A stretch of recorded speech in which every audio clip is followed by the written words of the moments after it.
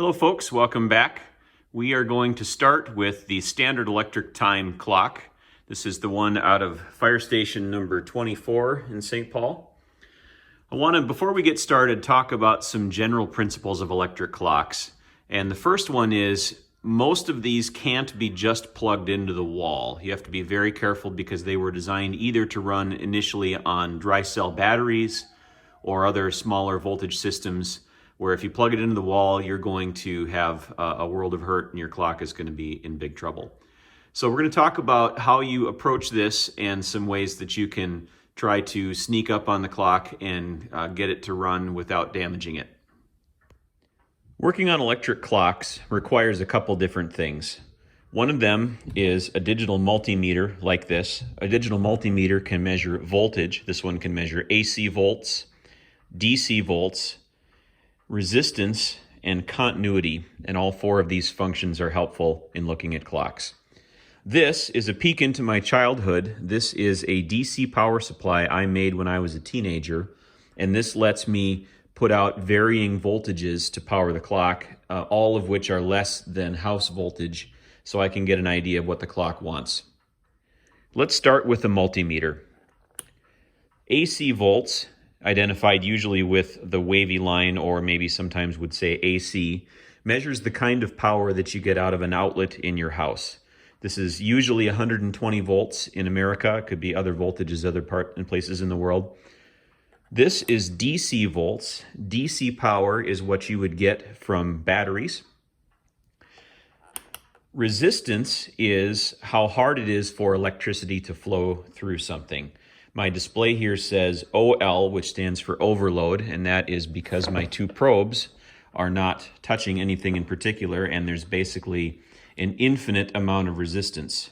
If I touch my fingers to it, we'll see that even though in the Minnesota winter here and when my skin is dry, there is some current that's able to flow, and right now I'm getting about 9 million ohms of resistance between my two fingers. This is an example of a resistor. This one says 50 ohms, 30 watts, so this is a very high power resistor. This was in my junk bin. This resistor is probably 50 or 60 years old. It was old when I got it as a kid. But let's take a look at what happens when we measure this.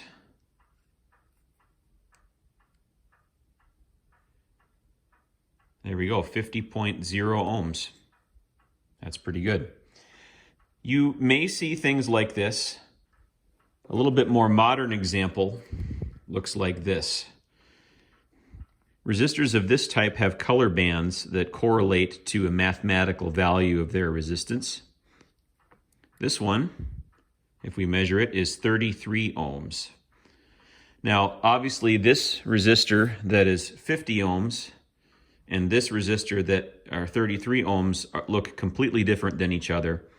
This one has a very small power handling capacity. This one has a much larger power handling capacity.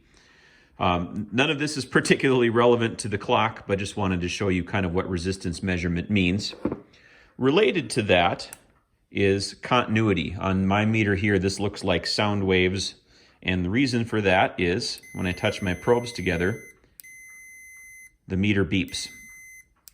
And so this is more of a qualitative measurement. You know, is the same thing attached? Like if I go to the metal of my power supply, this is saying that there's a continuity, there's a connection, an electrical connection through whatever I put my probes on, and that is registered as the beep there. My power supply takes 120 volts in. There's a transformer in here and some electronics that makes this able to produce a variety of voltages. So to check that out, I'm going to set my meter to DC volts because that's what kind of power supply this is. This puts out direct current power of the style of a battery. And so if I put my negative probe in the black one and my positive probe over here, I've got the master switch on, and if I turn on the output, you can see right now the power supply is producing about 1.25 volts. This would be the equivalent voltage of a rechargeable AA battery, for example, or a fairly worn down alkaline. But I can increase this by moving my adjustment knob. There's 5 volts, 6, 7, 8, 9, 10, 11, 12. This one goes to about 15 volts there. But this power supply has a trick. It's actually got a second side, which is opposite of the first side. And that means if I take this probe and I move it over to the other output, I can turn the other half on, and now I start adding the voltage of this half plus the voltage of this half, and you can see I have 16 volts, and I can crank that up to about 31 volts. This is quite a useful range for clockworks. A lot of clocks are between 1 or 2 to about 24 volts, so this power supply is going to help us figure out what our clock requires. In case you didn't make one of these as a teenager, they are available online. Power supplies have not changed a lot, at least as to what's important for clockwork, in 50 years. So you can go to your old military surplus store. In Minnesota, we have a great store called Axeman that sells all kinds of crazy stuff like this. There are test equipment companies that sell power supplies. The main thing you need to know is, do you want DC or AC output? And most clocks are DC. And then how much voltage do you need? And for clockwork, I would recommend something that can do 0 to 30 volts. This one again does it by 15 plus 15. A lot of the power supplies would have just 0 to 30 volts in one output. Those would be fine. You can find used ones for $50. You can find inexpensive, moderate quality Chinese new ones for $100 to $150. And nice lab grade ones are several $100s. For clockwork, this is pretty crude. Anything that is going to work fine. Clocks don't take a lot of power. They just need a voltage in the general range that we're talking about, of a couple volts to perhaps 24, 25, 6 volts. The basic mechanism of a clock like this is essentially a switch. The clock mechanism runs contacts, which sends power to these things in the back, which are called solenoids or relays. And those relays send power various places, either to bells or remote clocks. Here is the top of the clock as found. I went across with a wet paper towel and tried to pick up some of the slime here. You can see there are some labels on the top of the clock. There's these various terminal blocks. This clock actually has a lot of wiring behind the clock, which you can see if it's not hanging on a wall. This clock doesn't stand up flat on the ground, and I don't have help to move it to show that to you, so you'll have to take my word for it, but all these wires go to various places around the clock. Inside the clock, you can see these coiled wires go through holes drilled in the back of the clock. There's a number of those. Then there's these funny springy ones that go from the top of the clock. Here is the punch tape mechanism, and then there's some other junk at the bottom of the clock as well. So the first question we need to figure out is, how do we attack this? How do we divide and conquer the problem of how the clock operates? How do we get the time working? How do we figure out what other functions the clock had? And to get started, we're going to use our old friend, the multimeter. What I've done is I've used an alligator clip to connect between one of my probes and this B1 terminal here. And I'm going to see if I can find where this goes. Now, when I do a continuity measurement, it doesn't matter which probe I use where. We're just trying to find out, is the wire connected. I just happened to hook my black one up here to this 1B. Makes no difference, could have used the red. It does start to matter when we're measuring voltages, but for this purpose, not so much. So if I just use educated guesses looking at my clocks, I can see, if I can get in here, this solenoid has a number 2 printed below it. The one above it has a number 1. So remember, my other terminal is on B1.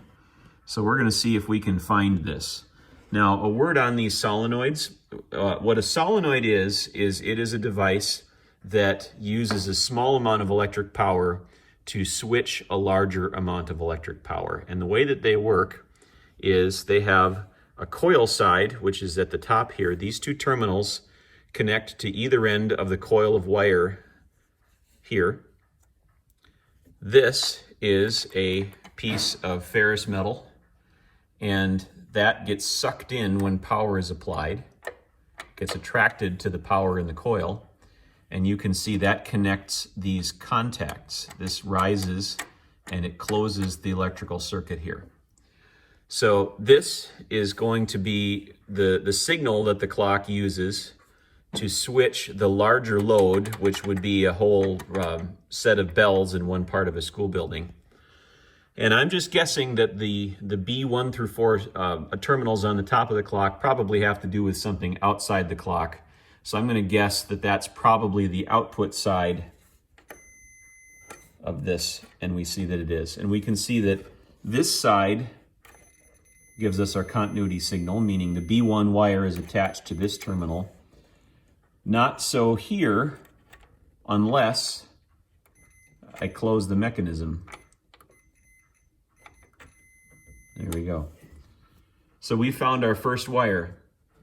And I can go through and I bet I can find B2 that would go to this one, number 2. Up over here on the other side of the clock, we have 3 and 4. So I'm going to go tone those out and make sure that I know where the output terminals for the bells are. I'll be back in a minute. Well, indeed, the B1 through 4 terminals do correspond to the output side of the solenoids inside the clock. That's great news. It's great news that the wire is actually connected. Well, this is a switch, and so I need to find what's on the other side of this in order to know how would I hook the other end of the power supply to the bell up. And so what I've done is I've taken my black probe with the alligator clip and I've attached it to the other terminal of the solenoid, and I'm going to see if I can find it up here somewhere on these other terminals. Now, the good news is the amount of electricity that your meter puts out in continuity mode is very small. The meter does put out a little bit of power so that it can do the test, but it's not enough that would ever damage your clock. There are some potential risks if you're working with really sensitive electronics, but this is old iron. It's going to be more than fine. So as long as I don't have any external power sources applied to the clock, I can poke this anywhere I want to, and that's not going to hurt anything. So just starting at one side of the clock, we got a hit right away. We got our continuity on this. There's a jumper wire that connects these 2 terminal strips together. Nothing on this big one. Nothing elsewhere in the clock. But here we go. This is the other side of our switch. And so what would typically be done is one wire from the bell power source would be wired to the bell run itself. Then the other wire from the power source, the stack of batteries or however they did that, would be wired to this common area. And then the other side of the solenoid going through these contacts here would be wired to the other bell terminal, which would complete the circuit. So there we go. We know where our bell circuit comes from. This is not anything directly to do with the operation of the clock. This is how do we hook up external bells to this clock. Now we know how to do that. This is our common terminal. We have our switch outputs here, and then we would use an external power source. I've removed the clock dial, and now we can see the inner workings of the movement. The top of this should look relatively familiar to anyone familiar with a basic clock. We've got our escape wheel with the angled teeth. We have our verge at the top, which rides on the escape wheel. And then we have a gear train, which drives our hand mechanism. So all of this should be very familiar to anyone that's seen any kind of mechanical clock. This clock has some interesting features, though, that might be less familiar to a lot of us. The first is there are no winding arbors. This is an electric clock. There's also no weights. So how was this thing powered? Well, it's directly powered by this coil spring right there on that gear.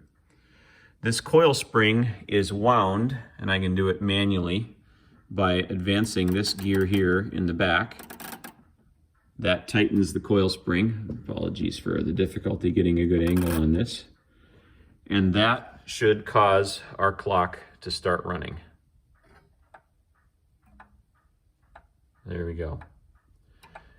So a typical clock that you would wind with a key you would wind probably 14 half turns or 7 full turns. That's typical for an 8-day clock. We didn't wind anywhere close to that, and that's because this is a pretty short duration clock. It actually winds every minute. And the way that it winds is with this big solenoid on the bottom. This is actually a double solenoid. There are 2 coils of wire that pull against this steel bar, and this steel bar is attached to a ratchet mechanism, which is very hard to show you, that advances the gear 1 tooth. If I fire it manually, you'll be able to see it to some degree here. If I just push on this with my fingers, there we go. So that's the pull. It advances 1 tooth, and it would do this every minute. So it just winds the clock a little bit at a time, once a minute. Well, how does it know how to do that? Well, the way that it does that is with these contacts on the escape wheel. In the front of the escape wheel, you can see it coming up to the 9 o'clock position is one of the contacts. And as that goes around, that's going to make brief contact with the metal contact that's attached to the verge assembly here.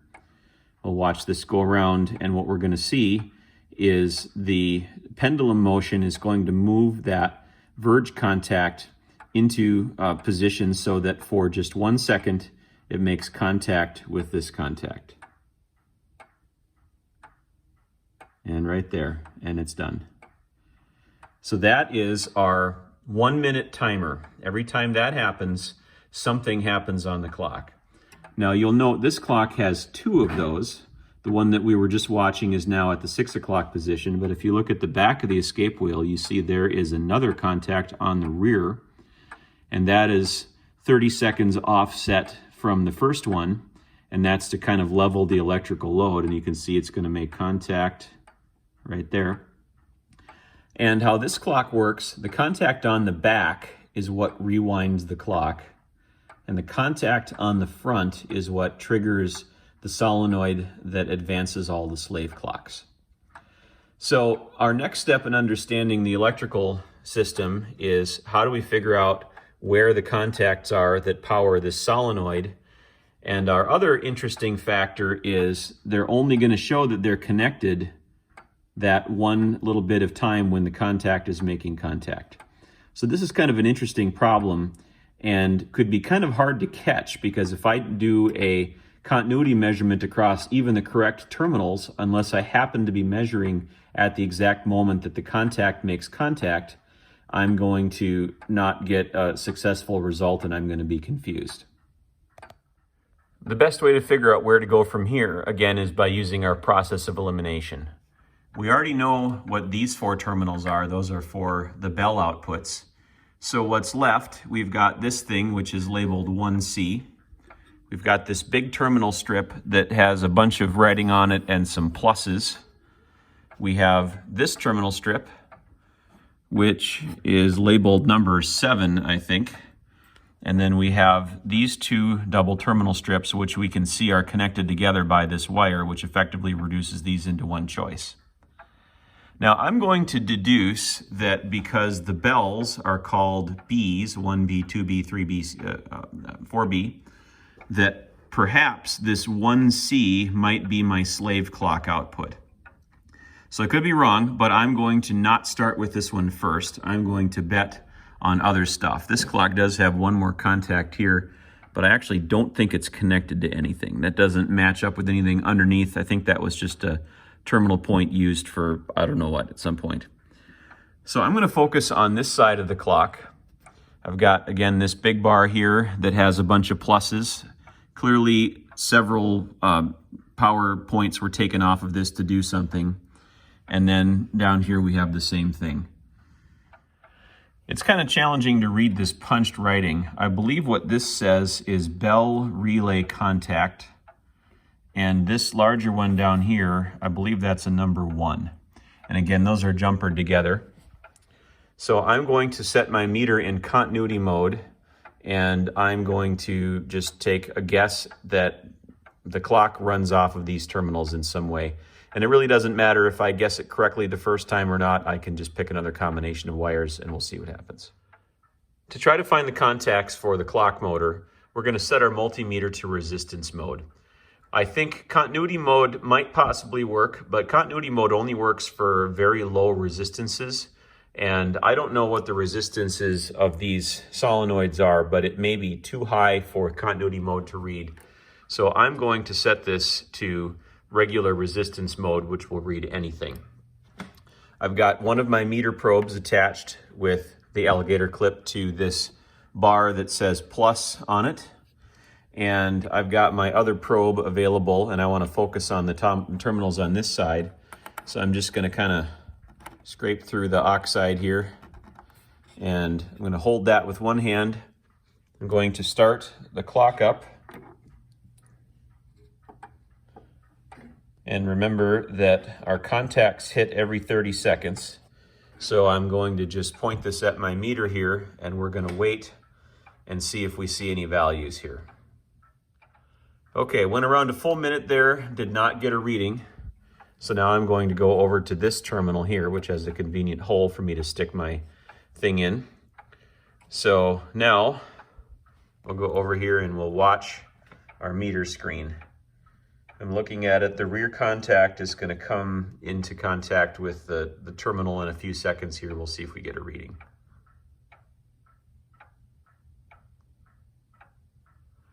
Okay, that flashed for a second, and that indicates that something is going on here. I'm going to go adjust the range of my meter here so that we can maybe try to get an actual value. So right now we're in 600 ohms. We're going to go to 6,000 ohm range and just see where that starts. Based on some prior experience I have, I think this will be a range that will help it. The reason we didn't see anything on here the last time is because it takes a while for the meter to decide what value to listen for, and so it kind of downshifts like your car. There we go. We are seeing 2,000 ohms there, and it's sustaining for a few seconds, which is interesting, and then it went out. We're going to watch this again. The rear contact is coming up to position.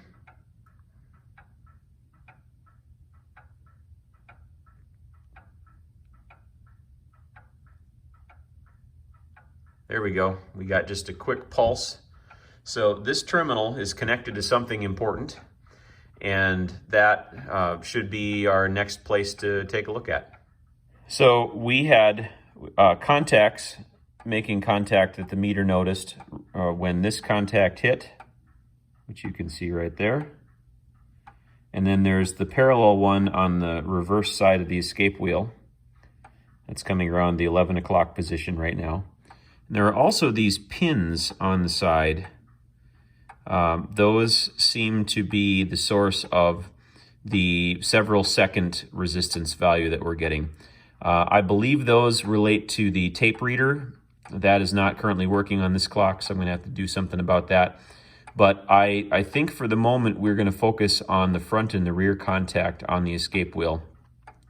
And now that we have some idea of where to apply power, I'm going to go ahead and get my variable power supply out, and we'll see what happens.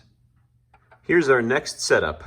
I've got my voltmeter turned into DC volt mode now, and that's still connected the same place it was. That's this green alligator clip and the probe stuck in the hole. And now I have added this red and black alligator clip set, which plug into my power supply. So what should happen is when I turn the power supply on, we will start reading a voltage here, and then we will watch the clock and see if we can get any result. So I'm going to start small because starting small is always a good idea. So we're going to set this to, what are we at here?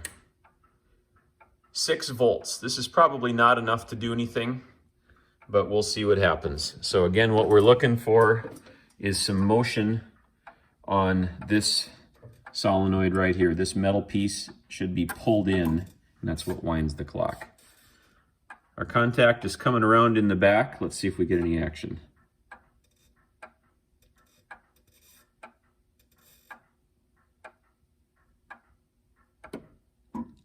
Okay, we got a little bit. That was pretty anemic, and I don't believe it wound the clock, but we do know some things from this. Firstly, that we are using the correct terminals, and secondly, that the solenoid is at least intact enough to fire. I'm going to let this go around again, and we'll see if we can actually see it ratchet.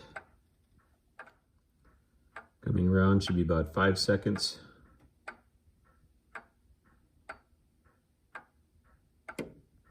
All right, that is not enough power. So we are going to increase our power to, let's try 10 volts.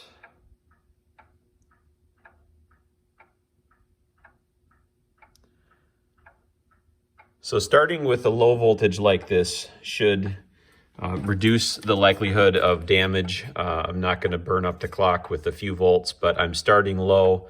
I can always add more power. And we had a click up here. This, I believe, is the slave clock solenoid. So we'll watch that as well. That is the front contact. The rear contact behind the escape wheel is the one that actually winds the clock.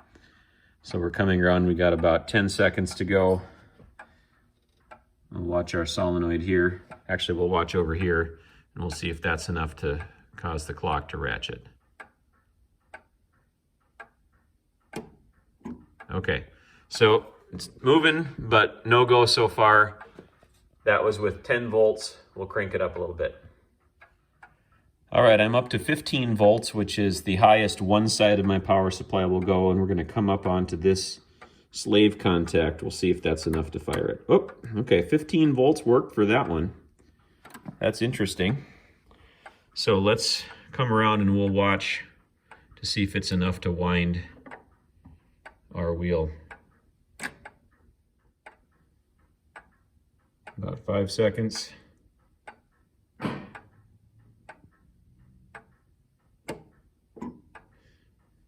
No go. So we could probably get away with a little bit less voltage for the slave clock, but it's not going to wind it, so we need a little bit more power. I'm going to rewire my power supply so we can get a little higher voltage.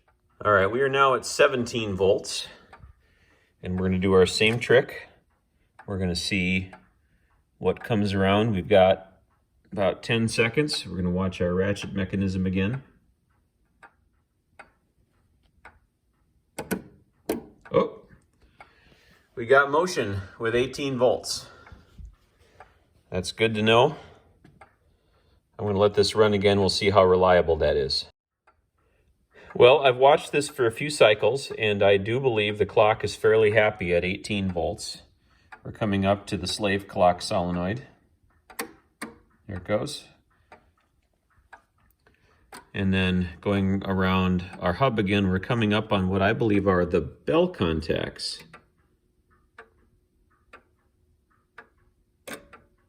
Oh, we missed it, so it was engaged there. So these terminals on the front set the period of ringing for the bells, if that's called for. And a little sneak preview of where we're going in another video is to dig more into this tape system.